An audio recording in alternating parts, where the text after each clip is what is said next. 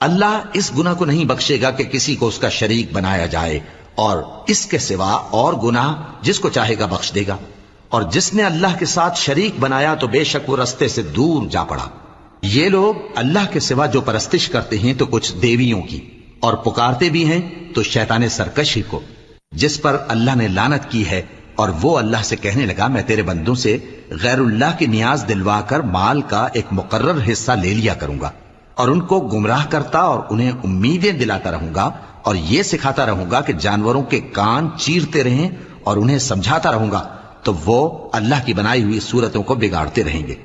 اور جس شخص نے اللہ کو چھوڑ کر شیطان کو دوست بنایا وہ صاف صاف گھاٹے میں رہا۔